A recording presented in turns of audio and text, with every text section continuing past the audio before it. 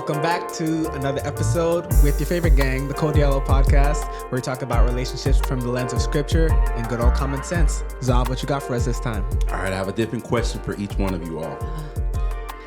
Jasmine, is cereal a soup? Why or why not? That is funny. Wow. I had not thought of that before, but you know what? I'm going to have to say yes. It's cold soup. It's cold soup. How? Because it's milk would be considered the stock or the base, what do we call it? Whatever. What do we call that? What do you mean? Broth. Oh, okay. Yes, the milk is the broth, and your cereal choice are your accoutrements like veggies and the things floating around. I know, right? And I feel like I'm never gonna look at cereal the same. Yep. But soup as opposed to what though? That's right. true. Why can't cereal just be its own thing? Yeah. Or is soup a cereal? Aha. A hot cereal. Oh man. Oh my god. So Jasmine's follow-up, is soup a drink or a meal? It depends. But a meal. But if you get like miso soup as your appetizer at a restaurant, that's true. It's not a meal, but I don't necessarily consider that a drink. Soup is not a drink. Just because they put in those drinkable cups. Remember when Campbell's did that thing? Oh, yeah. Gross. No one's drinking those. So, but yes, soup is still a thing. So no, it's not a drink. Okay. Annie, what is a conspiracy theory you kind of believe to be true? Oh, that's a good one. Okay, this is going to be a little controversial, and I really hope I don't offend anyone, but the 9/11 theory. Yo, that was in my head. No. Yeah, that it was planned and all that stuff. 100%. But again, hopefully nobody who had family in the buildings, like, we're so sorry. No, they should be more offended because the country planned it and then these people died because of things that didn't need to happen. Either it was planned or they knew it was going to happen. Mm-hmm. I'm with you, Annie. I agree. You, they knew it was going to happen and they didn't do enough. Mm-hmm. So, yeah. All right, Devin, this question is for you. What is the most random fact that you know? Most random? Right. Fact. Because you know a lot of facts. I would say he probably does a few. You can open a can of soda with another can of soda. Oh, I saw that online. Yes, I did it. I could have won money off of that. I could have really won money. How do you do it? You stack them. Just and the lip like catches onto the. Yeah, that's the way apparently they were designed. Apparently, we've been using all the things wrong, and that applies to almost all of them. Like Izzy's, like I have to try it again with Izzy, but like like bottled sodas or canned sodas. Okay, canned like yep. Wow. Mm-hmm. I tested it. I didn't believe it, but I yep. It's all right. Now y'all have to ask me one. Yeah. Oh, let's see. Dun dun dun. Would you rather be a land creature or a sea creature? Mid food chain. So equal predators above, equal predators below. Mm-hmm. Land or sea? Land or sea? I would say sea. I'm fascinated with the water. Like I love the water. I love going on a cruise and seeing water as far as the eye can see and just thinking like what's in there. And then, I'm from Florida, so we have the coral reefs down there and those are almost extinct. However, Colin, they were very beautiful at one point, and they still are. So just seeing, like, I can imagine being a sea creature and just seeing all the beautiful like lights and the yellows and the pinks that'd be dope. Yeah, I vibe with that. But now take into consideration this. Mm-hmm. The deeper you go into water, the less color you can actually see. That's true. So assuming you had the vision, you like the colors, right? Yeah. But assuming you had the same visual capacity as a human under the water, knowing that you lose color as you go deeper, would you still pick that? I would because you worry in the water, you worry less about the elements, the snow, the hot, you're always in the water. And not saying that you won't be affected by it, but you really won't be affected by it. It's like, because it fluctuates. Right. There's some really cold water, though. Yeah, it's really cold, but it's always going to be water. Yeah. I get what you're saying. You don't have to worry about different.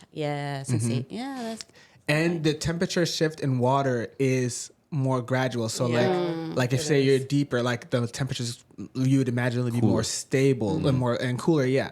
So great points.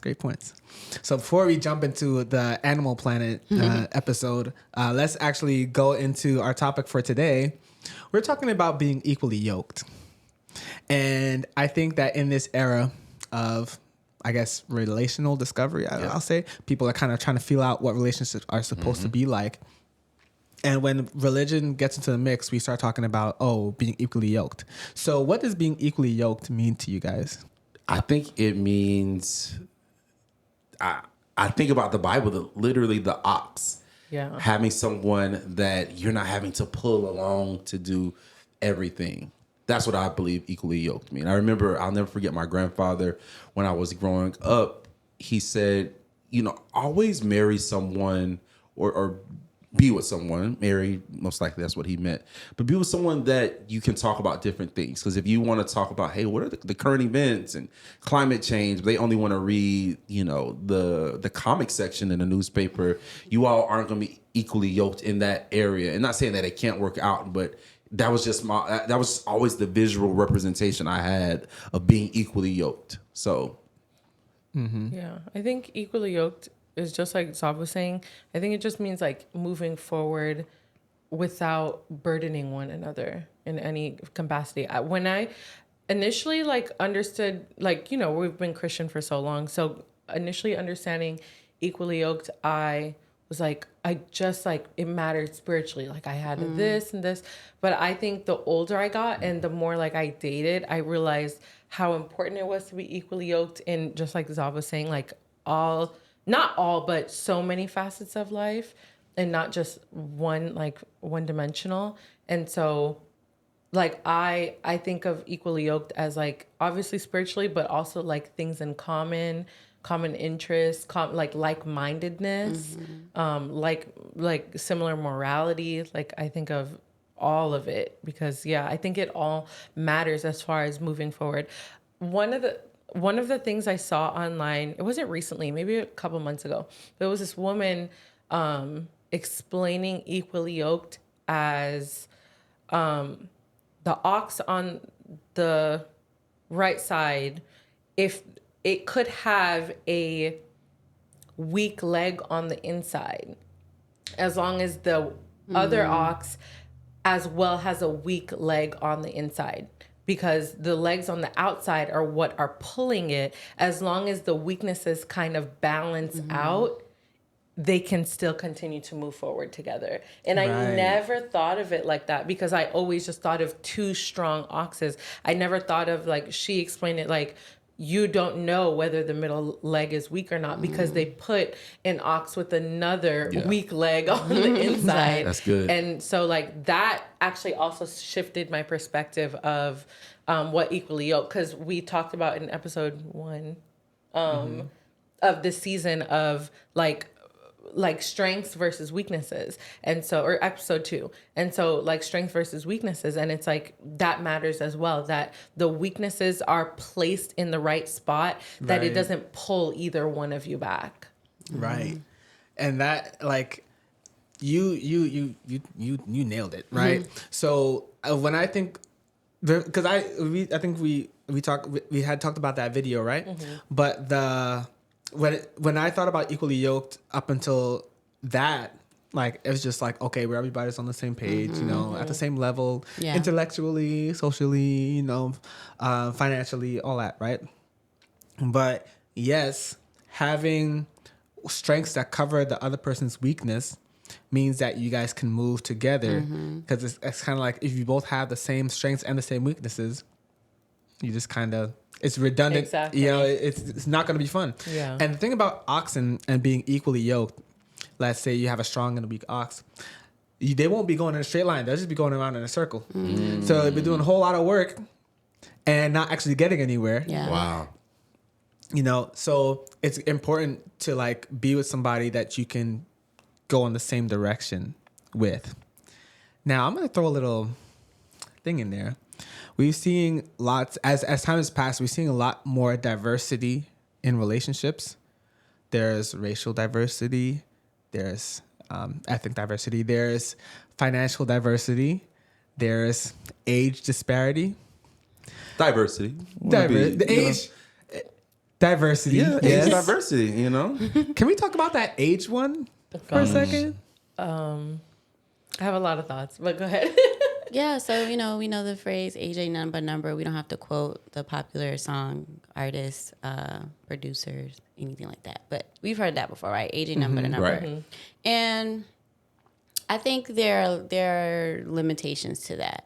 There is a number. Yep. Yeah, because the reality is at different stages of your life, which correlate with your age, you're experiencing different things. Yeah. Right. And there can be enough of a gap that if two people were to get together that where their age, there's such a great distance between age, I do think that could negatively impact or create a strain on the relationship. Because with life experience also speaks to your desires, so you can very well, like more than likely, there's a higher probability that you're going to be on different pages and therefore be unequally yoked because of the differences in ages. Now, that doesn't mean that two people who are very far apart in age that doesn't mean they don't have the same desires or want the same things out of life. But I do believe that their age gap will still lend to some sort of some sort of difference in life that it's like an inevitable, and I have to use the word disparity, because there are things that some people won't experience until later in life. Now, everyone's paths are different, right? And there could be someone that have experienced something that a 20-year-old experienced that a 50-year-old experienced. But I think it's fair to say that when you are in similar seasons in life and you get to experience that with someone who's also there with you, will create a different experience than if someone who may have already gotten there, or you don't get to do it together for different reasons. Like it makes a difference. Without, like, I wanted to give a personal example, but No, I agree. I believe that I was able to articulate what I wanted to without the example. See, now I'm curious about what that personal example is. You don't have to share. Yeah, But, we're all friends. I'll give it to you later. Okay. Okay. But I okay, agree. bet. I think stages of life matter so much, and I think allowing your partner to experience the full extent of that stage of life matters. And what I say by that is, like, I think it's not, sometimes we focus so much on like the number of the age gap, but I think the number of the years apart have less to do with, more so like you were saying, seasons. Like, I feel like a 14-year-old and an 18-year-old, like a child, they're both children, granted, but like one just going into high school and fresh out of middle school and so impressionable is very different than an 18-year-old that's going to college and about to be on their own. So that 4-year age gap that matters less, 24 to 28, matters very much at that age. There's a 20-year age gap. If you're 40 and 60, that age gap is very similar because it may be different in age, but you both likely have children that are very much older or on the way out of the house or out of the house. Like, there's just so many, like, it's so less about numbers versus like stage of life. And I am so passionate because, like, I see sometimes, like, just even like some celebrities, like when they get these like children out of Disney Channel and like they're dating them when they're 29 and she is 17. Inappropriate. Stop doing that. I feel so passionate about it because I'm like, that stage of life is so different. It's so impressionable. And you at 29, 30, like with a significant difference in what life looks like than that person, like there's no reason for you to be dating, courting, trying to get to know someone. So yeah, like I do believe that it matters, like in equally, even when we're talking about racially, I think it matters less, but I think it matters so much more so like the family that you're coming from and what that would look like when the person does come into the family. Like, I think I'm someone, like, I love to travel, but I think that I'm a responsible traveler. So when I go to certain countries, like, I would not wear this in Dubai because I am going into it with the research that it is a Muslim country and a very conservative I'm not going to show my back. Like, I'm not going to show something that would make somebody else uncomfortable in that environment. I think that when you're open to like dating outside of your race, which I think is fine. I know so many like interracial relationships that they are God put it together. But I think there's an extra layer of making sure that the environment they're going into is comfortable and loved. Like, you have to, like, if you, I'll use an example because like we're all Black people. Like, if you're a Black person and you're dating a white person, what environment is that white family creating for you when you are around? Are they getting on you about your hair? Are they making inappropriate comments that they think are funny? Like, that's not an environment that is cultivating like love and kindness. And so like, it's a no. And I think that kind of just goes throughout the board. Like, if you're in an environment that is like not facilitating love and kindness and peace also, like if there's turmoil in that. Yeah. And that's another thing that is not discussed well enough, like in Equally Yoked. When I was dating Taj, granted I didn't say it, but like it would have been a deal breaker to me, the kind of family I was joining. Like, I think it very, very much mattered to me because like I come from a family that like, I mean, there are some situations that are tumultuous and chaotic, and I really just didn't want to join. Everybody has their own thing, but I didn't want to join like a super tumultuous, like chaotic, inappropriate, rude, like environment. I wanted like peace. Right. And so I think like that is another layer of Equally Yoked, is like, it's never going to be just you two. So what environment are you guys like facilitating that like the families will get along when they get together? The like cousins will get along when they get together. Like, that's another level of like equal, like making sure that there's peace like when things come together. Right. I was going to say, I love analogies, and I was just thinking about, when we think about being equally yoked, we think about us as the individuals, as the oxen, and then we think about the actual apparatus that's yoking us together. But we don't ever refer to what we're bringing with us, like what the load is that's being carried. Oh, wow. Yeah. And so we talked about strengths and weaknesses, and we still because it's important that the two individuals coming together. But when you were just speaking, it made me think about, because a lot of times there are two different schools of thought when it comes to marriage. Like, oh, am I marrying the family or not? Like, I'm marrying this person, I'm not marrying their family. Everybody's familial dynamics differ, like so different. So it could be very well that you're not marrying their family, but the reality is that individual still comes from that family. Yeah. So however they've been impacted by that, good or bad, they're bringing it with them. So that's the load that you all are carrying. You're carrying your experience, you're carrying their experience, and that ultimately is the filter in which we're experiencing, we're walking towards that direction together, you know? And so that's also going to affect the yoke, because if I'm strong, weak on either side, how strong are we together to pull this thing and get it in the direction we're trying to go? So yeah, that just came to my mind. I love how we're broadening the scope of Equally Yoked, because historically, of course, we talk about like religion, and it doesn't take a rocket scientist.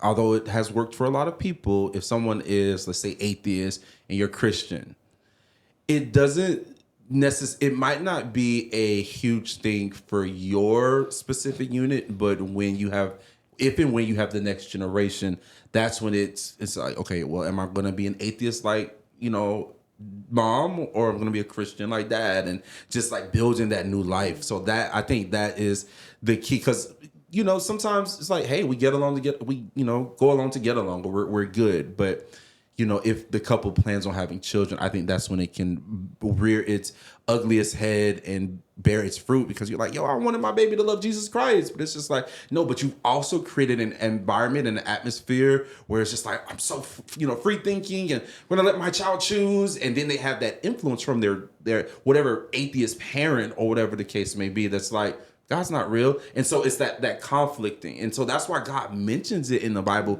Do not be unequally yoked, because, it's the repercussions of it can be detrimental. Right. And that can generational. be in other areas. It could be that. It could be Education, values, morals. Yeah.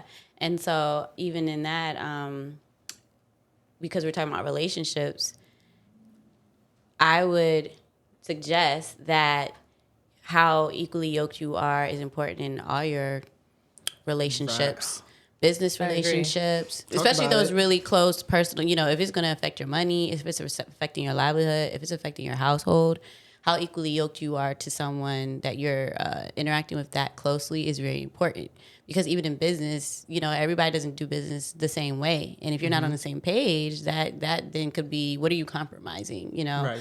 And so many other relational examples. So being equally yoked goes beyond just romantic relationship. When she said business, every time we go to South Florida, we go to a friend of mine's restaurant, and it's a black guy, and he has a white business partner. They're best of friends, and he said, like, this guy, not like his wife or whatnot, but he equated it to any business I start, we're going to start it together. And they legit have like 4 or 5 businesses together. They have a smoothie bowl place. They have a restaurant. They have they have a sports company. And I was like, wait, why? What about, he was like, I know how this person operates. We have the same values and morals. So I love, again, we're expanding individuals' thought processes on, okay, being equally yoked. No, my business, if you have an unscrupulous business partner, like we see time and time again, just open the news or open social media, like, oh, this business failed. This person was actually really money hungry and really selfish and tried to embezzle money. It's like, no, y'all are unequally yoked because y'all values did not align. And to be fair and to show grace, we want to show grace to the saints, right? Sometimes you don't realize that this person is like this, and then you're hitting $100 million. You're like, whoa, and the enemy. No, I'm not going to give the enemy credence, and then we become a little bit more less tapped in with God. I don't know. Yeah. You know what I mean? It's not the enemy. A lot of times it's us as well. Like, we do these things. It's like, well, this is a lot of money, and that ego and that pride and that it just rises up. Right. So. Yeah, that's why God doesn't give us everything we ask for sometimes. We have to be able to know that we can be good stewards of what God has given us. You know? Yeah, but speaking, but you said an interesting thing about business, because there are problems that come at level 100 million, right? But then there are problems that if you're not equally yoked, y'all won't even get off the ground. Wow, that's good. Right. And that applies in everything, right? As I know, like, in my own little experiences I've had, like, I have taken on like 95% of the work because let's say the vision was mine. Let's say the idea to go forward was mine and I needed somebody to help us with that. I ended up carrying a lot of it and eating most of the cost from it. But maybe I think God burned it on purpose because I think that if let's say it succeeded, now I'm sharing something with somebody else that I did. Yeah. Really, really, Yeah, but like, I think God knows what things to facilitate and what things to kill. And that's usually related to the people that are responsible for handling it. If the two people are not going to be on the same page, or then it can't really succeed. Like, a house can't, divided against itself can't stand. Like, literally, like, it will fall apart, So are there any parting thoughts that we have? I have a question for you. Yeah, please. You three, not me.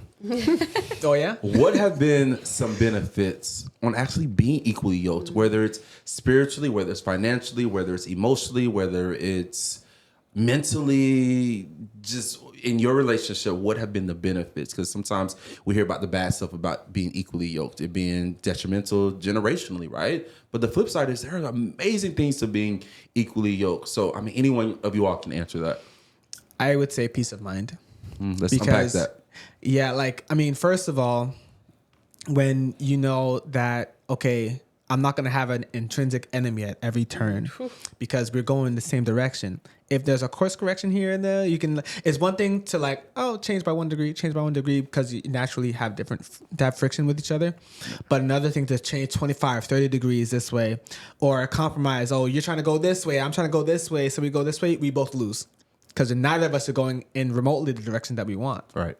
Yeah. So peace of mind. Yeah. Right. To add to that, I would say conflict because you're kind of touching on that. Because, you know, you can be equally yoked and all the great moments is easy, right? Mm-hmm. When you have conflict, because conflict is inevitable when you're in close relationship with someone, specifically marriage. And being equally yoked, I know that we, have the same end goal in mind to get to the other side of conflict, right? And we both want to do it from a place that's loving, mm-hmm. and we want... although it may be uncomfortable, right, that load is heavy on our backs, but because we're equally yoked, we're going to do it in a certain way that we still want to bring honor, like, to our marriage and to God when we're going through the conflict. Right. So to know that we're approaching something that's inevitable anyway, and that we still want to protect each other while experiencing it is you feel safe. For sure. That safety is so important. I'd say for me, I think it's like in my head, sorry. What I'm trying to convey is like, for me, I think the part that I'm most equally yoked with Taj, and what I thought would have caused the most conflict internally is the fact that like I can very, very, very easily submit to Taj. And I think that because of my hyper independence, like I always thought that would be a problem. But I think that's one of the ways that I felt like God told me like this was it, was like the fact that I am so comfortable with him leading my household, because I know, like, kind of like you were saying, like I don't have an enemy. I don't have like someone who doesn't fully have my best intentions and fully have his own best intentions as well, and like want to please God. Mm-hmm. And so that, yeah, like I think that was a huge thing for me as far as like being equally yoked, was like that submission aspect, which to me submission also is like more